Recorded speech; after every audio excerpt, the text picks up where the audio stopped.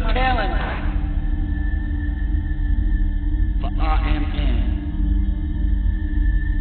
Yeah, that's right. Enjoy. RMN.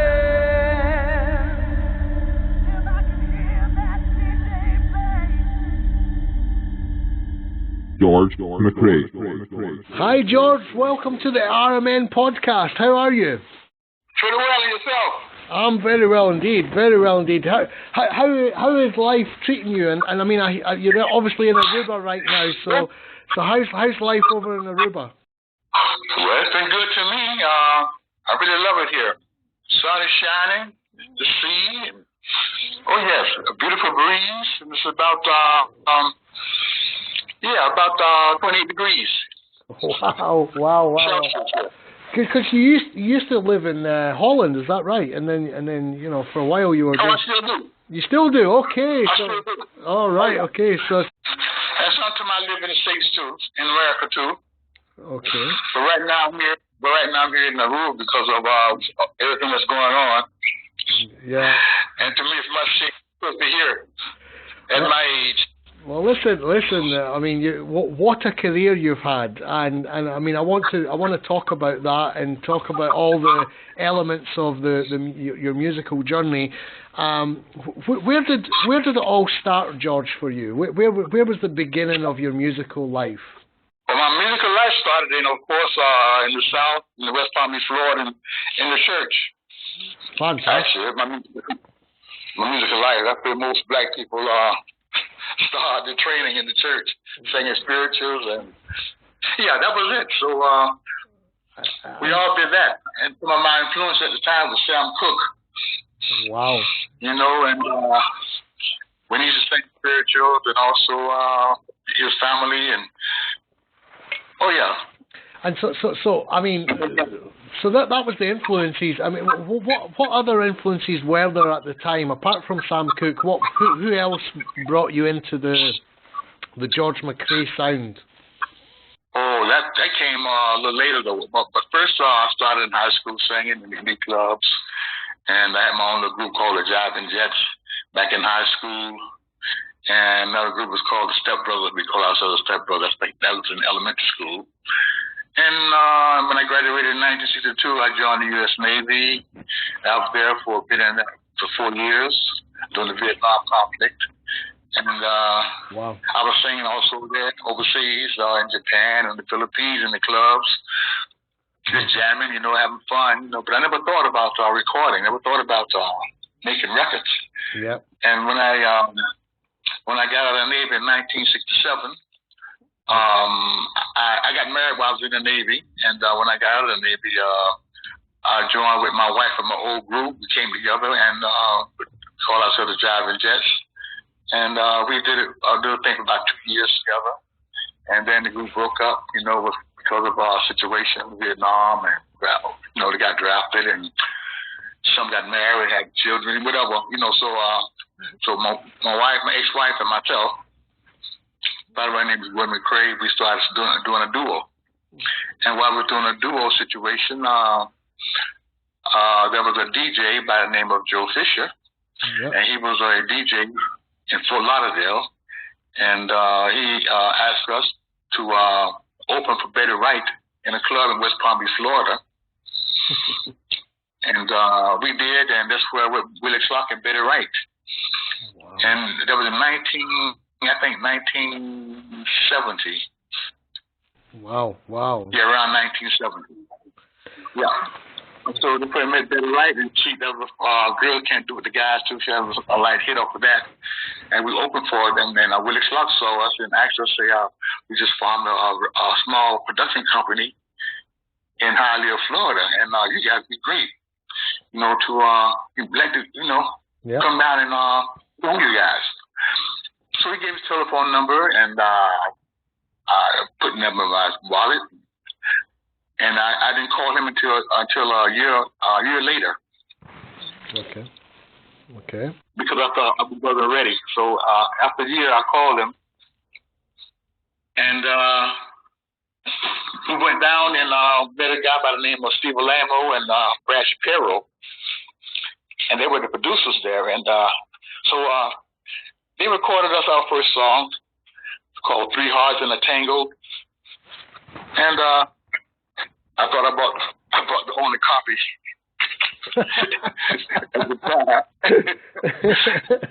Fantastic. Great. But we were new at the game. So it was nice to get a lot of experience in the studio.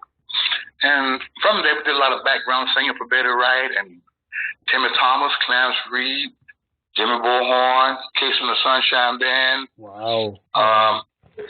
Yeah, many artists we had there then.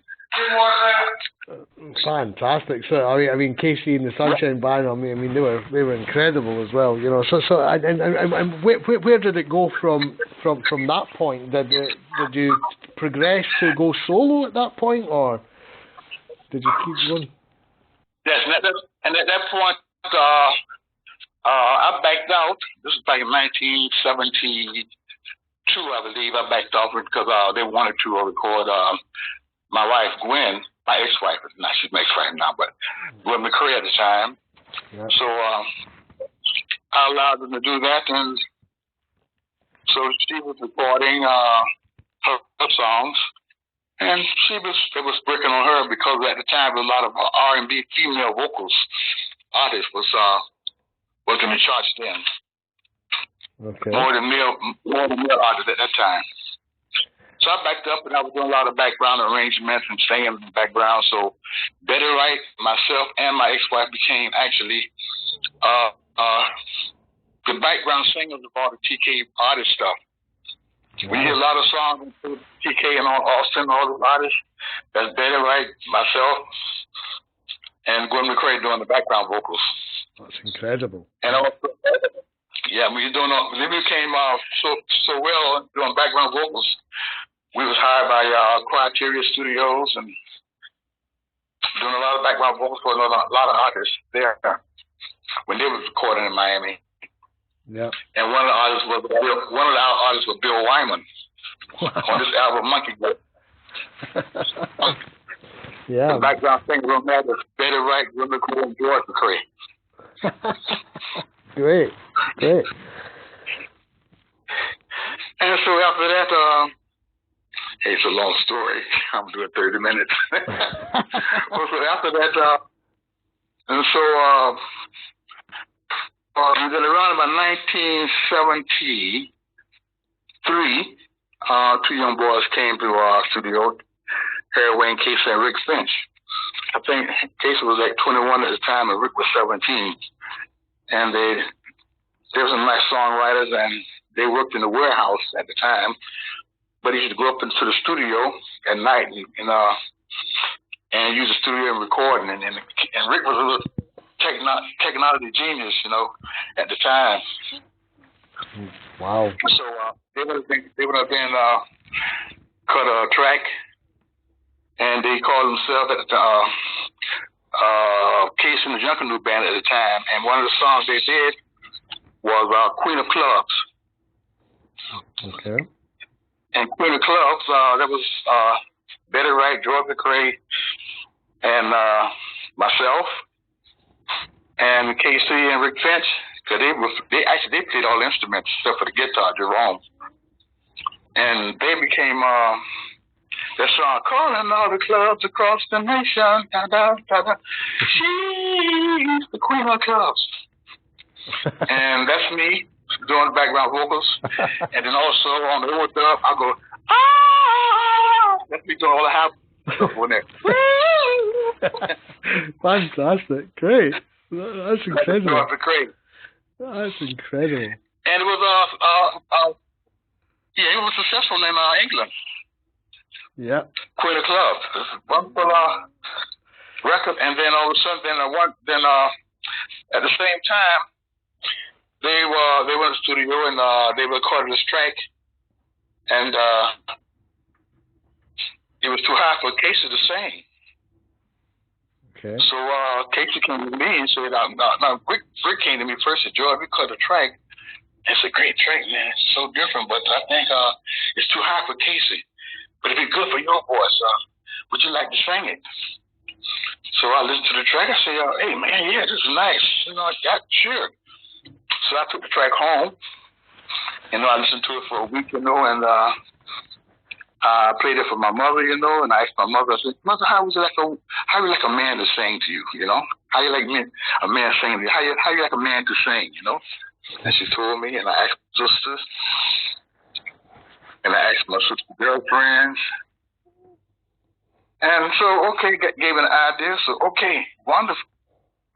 So the next day I went down to the studio, and I recorded this track in one take. Wow. And after that one take, the Rick said, George, I'm going to punch you in on the last one where you go to, take me in your arms and rock me. Hold that last note as long as you can. I said, that's no problem, okay. So one day he punched me in.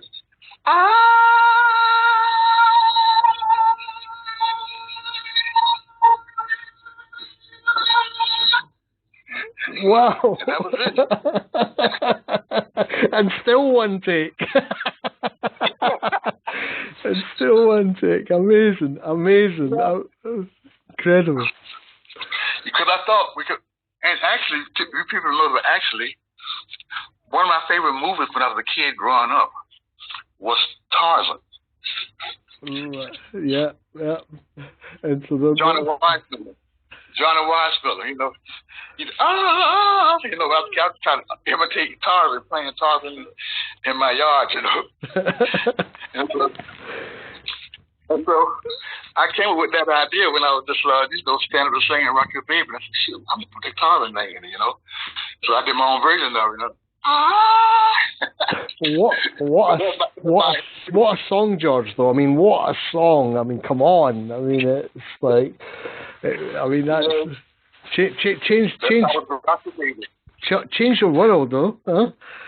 It changed. Yes, it did. It became, I had no idea that this song would change the world and be an international hit. It was unbelievable. At the time, I was like Michael Jackson. Yeah. In the 70s. Yeah. But the technology, but Michael had, more digital came out then, and technology and videos. But I didn't have that, and this song did that. Yeah. For the whole world.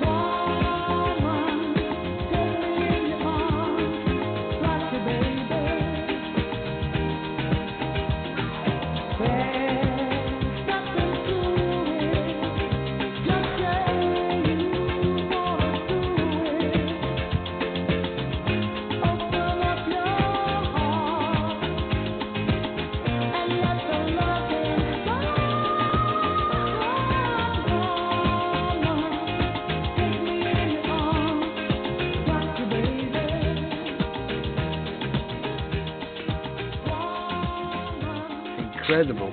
How long did it take from that time then, sitting with your mum and asking your mum the question of, how a man should sing and so on. How long did it take from that time to the song becoming big and famous? I mean, what was the time sort of levels here from the time slot became, I recorded a song in February of 1974.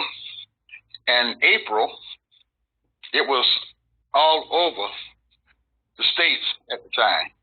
First, it released on the R&B stations, and it shot up to like number one in about a week. First, they released it locally in Miami, and for the first week, they played it on a local station, and they came out, oh, they had an order for 50,000 copies. Wow. And then the second week they had an order for 100,000 copies, just in the Miami, Fort Lauderdale, Palm Beach area. It's incredible. It took off like what?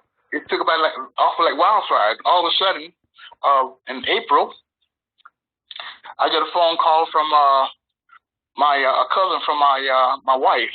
His name was Marvin. He called and said, "George, your song up here in Detroit is like wildfire. It is burning up the charts up here." I said, "What?" So, whoa. Okay. So next thing I knew, then I'm getting a call from my hometown paper. When I was a kid, I used to deliver their newspaper, the Palm Beach Post-Times. They want to give me an interview. I said, "Oh, that's when I started getting scared. Then I get nervous. Oh, interview? Post-Time want to interview me?" Yeah. They want to give it. And then next day, I get a call from the Miami Herald out of Miami. Miami, that's the big city. Oh my God! Wow. So that was what's happening. And then Hinder Stone, the owner of the record company, called and said, "You guys come down. I got to tell you something. Come down here. You got to come." So we went back down to Miami, and Hinder Stone sit us down and said, "You got a big hit on your hands." I said, "A big hit? What's a big hit?" "A big hit is, okay, you got a hit." I said, "No, you got a big world hit on your hands." Yeah, it's a big incredible. That's a whole nother level. It's a whole new level, yeah. And so how long did it take to break over to the rest of the world? I mean, it was big in the States and big locally in Detroit. It took about 6 months. Wow. 6 months later. Yeah. Because at the time there was a place, to meet them. I think it was in Cannes, France. Yeah, I know it well. Yeah. That's where they took International Song to go there and make a deal with publishing and other businesses of music at the time. And they went to meet them, and next thing I knew, meet them, it was like, oh, you got it. This was hit in South Africa. This is a big hit in the UK. UK, not in Germany, in France, Spain, Italy. Whoa, yeah, oh my God. I'm going like, okay. Then say, okay, George, you have to go to, then at that time, I got a call from James Brown. Wow, Mr. Brown. Yeah, James Brown was the man then, so I want you to come out, go on tour with me, and the record company also, with James Brown, Henry Stone. I had no idea at the time that Henry Stone used to be James Brown's personal manager. Like, what? He knew James Brown's, he the one started James Brown, in other words, James Brown's career. Wow. Henry Stone, he started James Brown's career. Also Ray Charles. That's incredible. And many other R&B artists.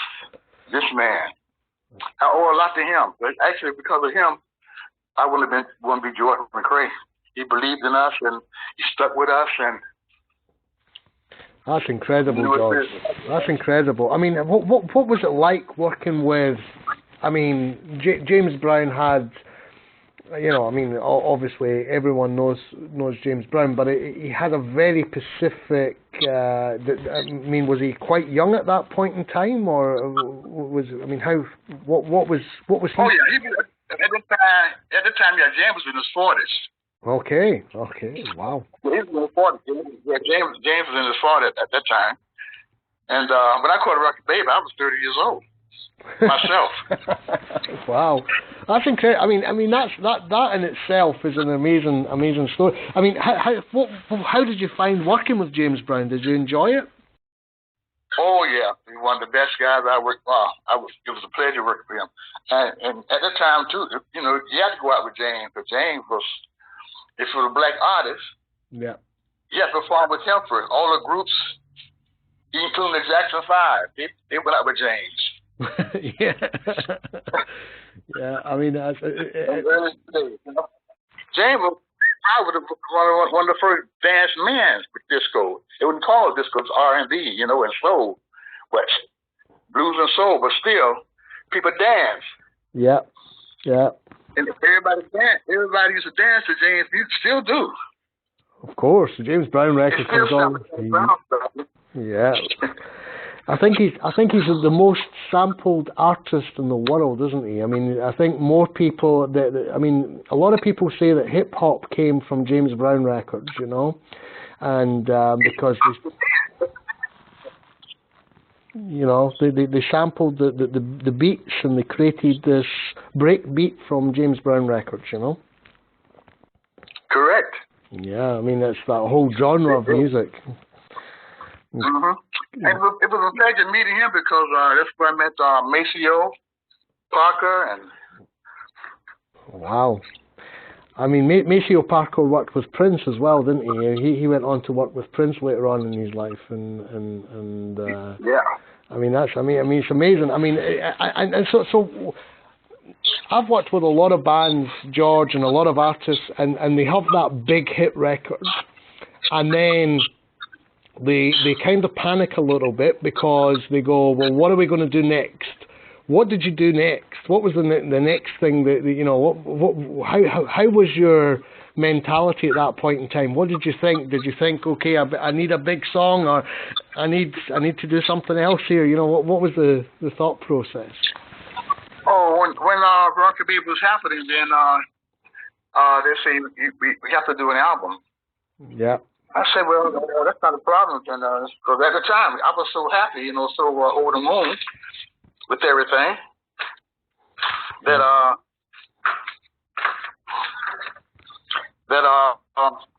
was energetic. Okay, call me, I'll come do it. So I went down and said, Joe, got some new songs for you. Casey and Ricky had written these songs too, and one of the songs was "I Can't Leave You Alone." Wow. I Get Lifted. You Can Have It All. Yeah. Make It Right. So that the first album I did was, and it was called Rock Your Baby, and they put the long version on the album too, and it was fantastic. They released it, and it took off like wildfire. That went platinum and gold. That's incredible. All over. That's incredible. And one of the songs on the now is still being sampled so much. I Get Lifted. It's one of my most sampled songs off that album. Yeah, yeah. And it's also put in Grand Theft Auto 5. Wow, that's a big one. Also, it's in the movie Bad Boys for Life. Yeah. And many other movies the song is in. Also, Rock Your Baby too, of course. It's in a lot of our movies too. So, hey, I feel good about it. No, of course you should. I mean, wow. I mean, what a career. What a thing. I mean, and I mean, so what would your advice be, George, to people that are starting out now in the beginning of their careers and they want to take, I mean, I think it's always important to ask artists that have lived the journey, done the thing. I mean, your story is incredible. You've worked with lots of fantastic people. What's your advice to them starting out in the business? And what do you say? My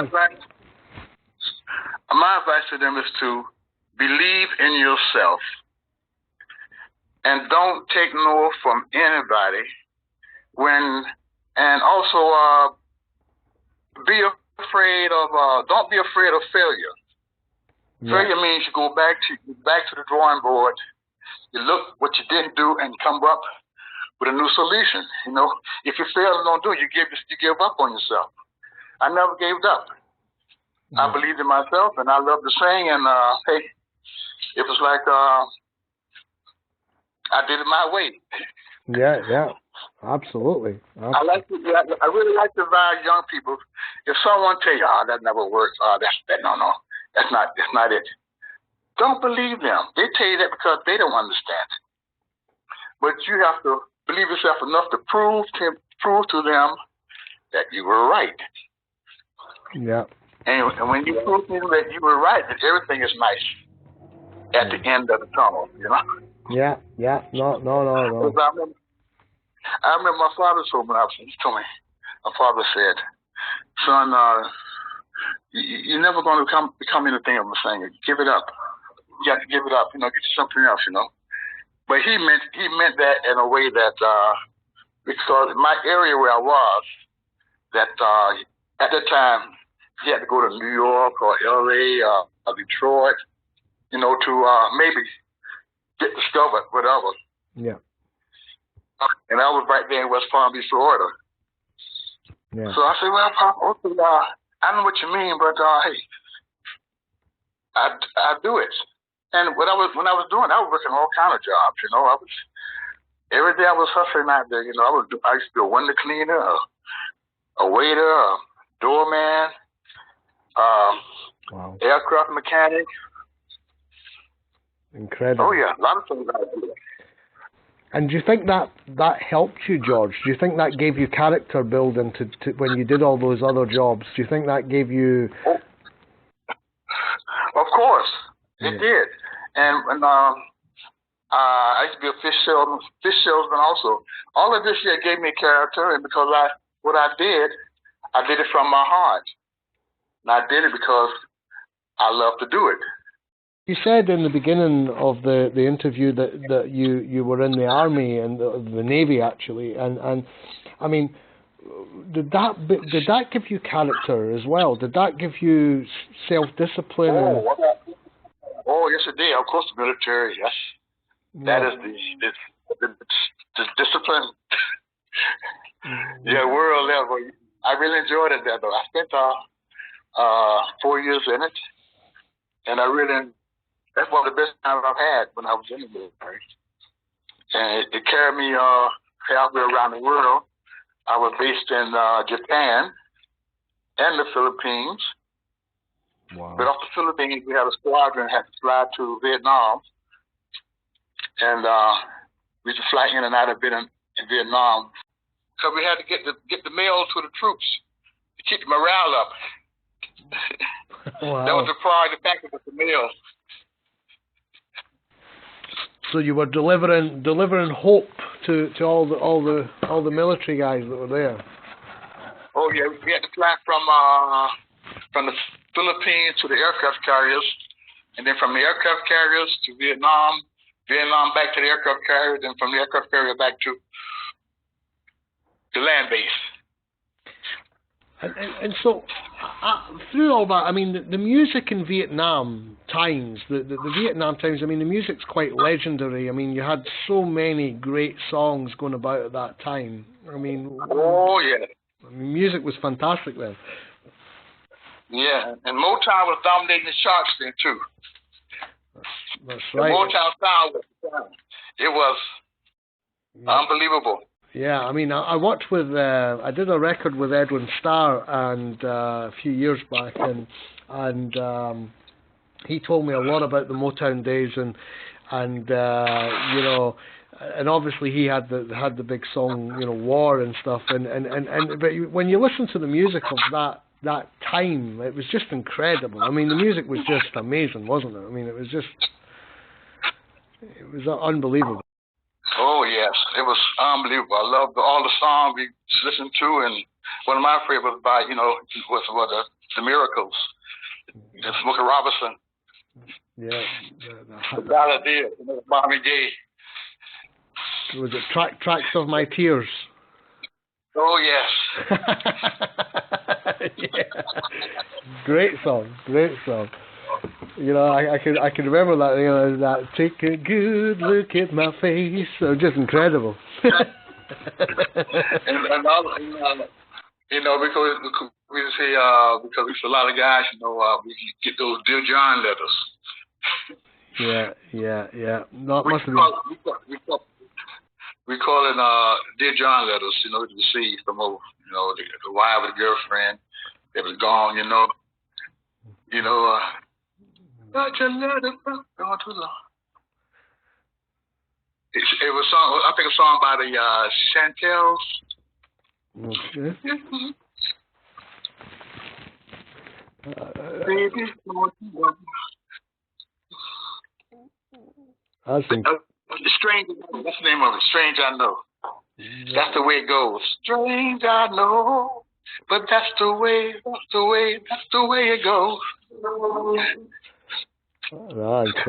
Incredible. What? That was like a little sad song, because when you get home, I'll be gone.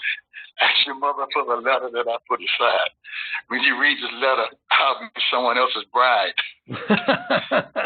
I know, but that's the way it goes. That's the way it goes. Yeah, that's What brought you to Europe then, George? Because I mean, you've done so much work in Europe over the years, and what brought you over to Europe? Well, what more to you? Rock Your Baby. Rock Your Baby, and so that was 74 again. Okay. No, that was 1960, 74, 5 to 7, 8, 9. 1984, 85. Okay. Because what happened was when the disco crashed, when they started burning all the disco records in Chicago at that time, and they wanted to ban disco, and so we went out of business. Henry Stone went out of business, and so I was left without a record company for about 10 years. Okay. And so, but at the time though, but thank God for Europe, disco music was still big, in the clubs, and it was growing. And so I was still in the States, and I was going through marital problems. I've been divorced and had to back up and regroup, find out where I wanted to go. I moved to Canada. I lived in Canada for about 8 years. Yep. And then while I was in Canada, I recorded this album, 1984, One Step Closer to Love. And One Step Closer became a chart hit over there in England. It wasn't the biggest rock hit, baby, but it was in the charts.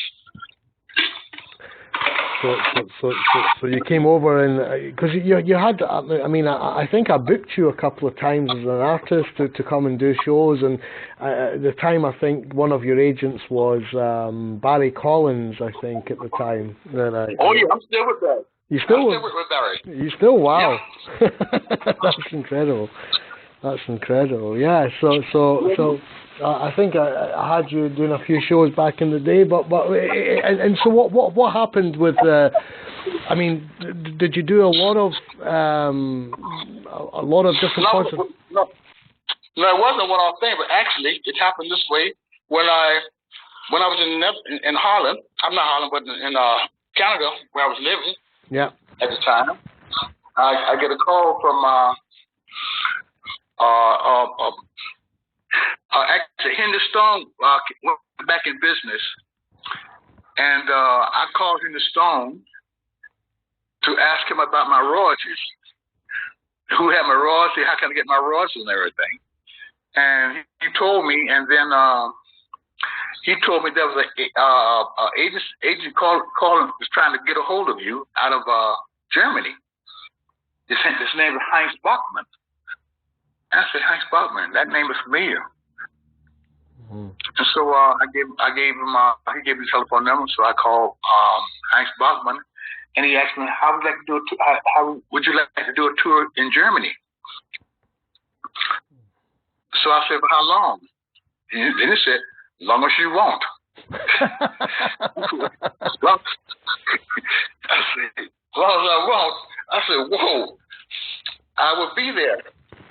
And what you have to do, so all you do, at the end, that's when backing tracks came in, let's band backing tracks. In the club saying, I said, okay, I can do that, backing tracks, no problem. So I put a show together with backing tracks, and I went off to Germany. Incredible. It was 1984. Went there, and that's where I was. So I was going back and forth to Canada and Germany, Canada. And then while I was there, doing that, then all of a sudden, call from Barry Collins. Wow. So wow, Barry too. So I started doing. He contacted me. Yes, I could do a tour in England. Yep. I said, of course. So I started staying and doing a tour in England, and I was in between England, Germany, and Italy, and then this time it was Spain. So I had covering all of Europe almost. Isn't that Poland? And this was when the wall was still up. Wow. This is when the wall was still up there. So and then I wound up going to the DDR, doing a show there, with Heinz Bachmann. Incredible. And doing TV there, and in Germany and England. It was fantastic. And since then, I haven't stopped. Never. I'm still performing. Still doing it now. And how is the whole COVID situation? I mean, has that affected you badly, George? Oh, in the show business industry, yes. No gigs at all. So I'm standing by the standby.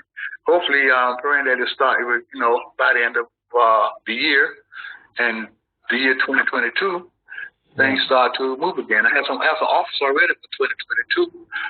So I pray that it's all over by then. It's all over by then. Yeah. But it hasn't affected me at all. It hasn't affected me. I've been safe. I was here, and I have a lot of friends who caught it, but I haven't caught anything. So health is still good, and you I've been blessed, I guess. You're keeping yourself safe and protected and so on. I mean, and over. Oh yeah. I mean, there are restrictions here in Aruba too, but the curfew is midnight, 12 o'clock at night. You have to be off the streets. But all the clubs are open, and all the bars are open, but they practice distance. Yeah. In the club. And tourism is open because the American tourists are still flying from States to Aruba. Wow. I think they have about 20 to 30 flights a day coming in and out. Wow, I didn't think that was still happening. That's incredible. That. Oh yeah, from the States, yeah, because they have restrictions to come in. But when they come back, they have to be in a certain area, and have to be in a quarantine area. Okay. So they have to take the test before they come in. Yeah. They take the COVID test before they come in and everything. So it's very down here. It's only have about on the whole island. We only have about 30 people. Wow. Reported corona. Hospitals, nothing in the medical hospital, nothing. So are you? I mean, how long have you been in Aruba, and are you planning on coming back to Holland soon, or America? Yeah, I was in I arrived in Aruba like 2 weeks ago. Okay. From Netherlands. I was in Netherlands this whole time. I was in Netherlands since September. Okay. In September 2020, I was in the Netherlands, and I only went back. I was in Aruba first. February, after I left the state, did a cruise with it's a very popular disco cruise there. Also a disco cruise, they call it. And it was all the islands, Food in the Game, myself, the Tramp, Now Rogers was there, Chic, all of us. Was Jackson was on this cruise. And after the cruise, we left the cruise on February the 15th. I flew to Aruba. And I was in Aruba until September. And I had to fly to Netherlands because my mother-in-law passed away. Oh, I'm sorry to hear that. Sorry to hear that, George. Yeah, she passed away. I flew there for the funeral, and I stayed there until 2 weeks ago. Okay. So, Back because from Netherlands because KLM flights fly directly to Aruba. yeah. So So what does the future hold for George McCrae? I mean, are you still making music? Are you still writing music? yes, I have a little home studio I'm working with. Yeah, I'm writing music, and hope to release something else in the near future. Okay. And the song I'm working on now, I have to send it back to the producer in England there that I'm working on. I'm putting the vocals on it, and I'll send it back to him this week. And it's a nice song. Let's see what happens. Sounds fantastic, George. Well, look, George, thank you so much for giving me your time, and it's been rewarding because it's great to hear your story. I mean, you've done so many things. We could speak for hours and hours and hours because you. Oh man, yes, yes, I have so many. It's hard to think of everything in the moment. It's okay. But it's been such a pleasure. I want to say some of the songs that I've recorded with Rick Finch and Case and the Sunshine Band was some of my early best works at the time. We started the whole out of TK Records. Me, KC, Sunshine Band, and Betty Wright, and all the TK people there. And I'm very happy that I come from this area and we did something for the world, and believe it or not, it's still stand the test of time. And I'm so happy too because I found out I'm in a lot of history books about this. My name is in a lot of history books from university, studying school books about disco. I think the musical icon George comes to mind. I think that's what that's the title. Musical icon is what you are for sure. Yeah. So yeah. And don't forget about, I've got to mention South America. It's unbelievable. Brazil, Colombia, Venezuela, and Uruguay, and Argentina, Ecuador. I mean, it's incredible. So what a wide story. I mean, it really is. And George, I mean, on the final note, then, you know, we're going to hear more music from George McCrae. Absolutely. Africa too. Africa. The whole world, actually. Yeah. Philippines, New Zealand, Australia. It's incredible. It's incredible. I have gold records from all those countries here. Unbelievable. Amazing, George. George, I will be in contact because I want to speak to you about other things, but so I'll give you a phone and we'll speak about it. But thank you so much for the interview, and I will speak to you soon. You're welcome anytime. Just call me. Thank you very much. You have my number. I do indeed. Okay, have a good evening. You too. Enjoy Aruba. I'm in Scotland right now. It's raining here. Okay. Take care, George. Thank you. Bye-bye. You too. Bye-bye. Bye-bye.